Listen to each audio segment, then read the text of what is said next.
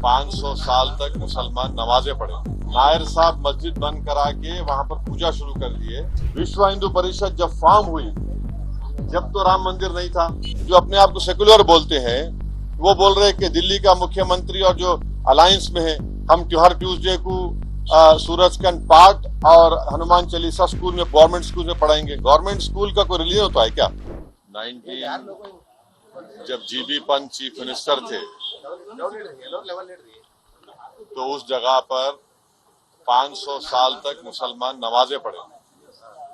कांग्रेस के जीबी पंत मुख्यमंत्री थे, रात के अंधेरे में उसमें मूर्तियां रख दी गई। मेरी मस्जिद थी, है और रहेगी। उन्होंने मूर्तियां नहीं निकाले।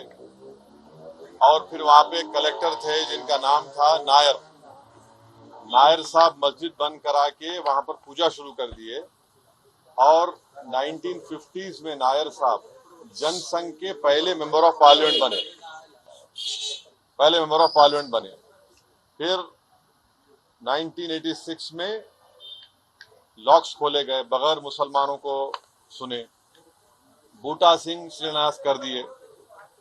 6 दिसंबर 1992 को सुप्रीम कोर्ट को ये वादा करके बीजेपी संघ परिवार बाबरी मस्जिद को डिमोलिश कर दिए, शहीद कर दिए। और बीजेपी के पास ये मुद्दा कब आया आपको मालूम?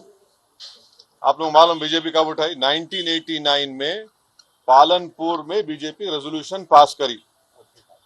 विश्व हिंदू परिषद जब फॉर्म हुई, जब तो राम मंदिर नहीं था। महात्मा गांधी बोले क्या? महात्मा गांधी इस बारे में बोले, उन्होंने तो बहुत बड़े, उन्होंने तो हे राम बोल के मारने वाला गोली मारा उनको, गोडसे, उनके जबान से ही तो निकला था। वो बोले क्या? नहीं बोले। तो ये पूरा एक सिस्टमैटिक तरीके से भारत के मुसलमानों से ये बाबरी मस्जिद को छीन लिया गया। सुप्रीम कोर्ट का यकीनन फैसला है। सुप्रीम कोर्ट हमारे मुल्क की आखिरी एपेक्स कोर्ट है। टाइटल सूट था, तो टाइटल सूट में सुप्रीम कोर्ट ने ये कह दिया कि फेथ की बुनियाद पर हम ये जगह मुसलमानों को नहीं दे सकते। सुप्रीम कोर्ट ये भी कह दिया कि वहां पर मंदिर को तोड़कर मस्जिद नहीं बनाई गई। ये सुप्रीम कोर्ट ने कहा उस जजमेंट में। और मैंने सुप्रीम कोर्ट के जजमेंट आने के बाद ये रिएक्शन आपको, मीडिया को दिया था कि एक सुप्रीम कोर्ट के रिटायर्ड चीफ जस्टिस थे, उनका नाम जस्टिस जे.एस. वर्मा नाम था।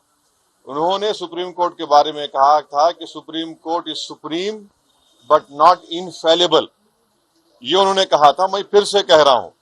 और मैंने उस वक्त ये कहा था कि ये जजमेंट आने के बाद ऐसे कई मुद्दे खुल जाएंगे, जिसको अंग्रेजी में बोलते हैं Pandora box will be open. और आज आप देख रहे हैं कि हर जगह पर संघ परिवार जाकर ये बोलता है कि नहीं, यहां पर मस्जिद नहीं थी। ये मेरा मानना है, ये मेरा बोलना है, हम ये बोल रहे हैं। अगर जीबी पंत मूर्तियां हटा देते तो क्या आज ये दिन देखना पड़ता हमारे को? अगर 1986 में ताले नहीं खोले जाते तो क्या आज ये दिन आता? क्या अगर 6 दिसंबर को बाबरी मस्जिद डेमोलिशन नहीं होता तो क्या ये दिन देखना पड़ता?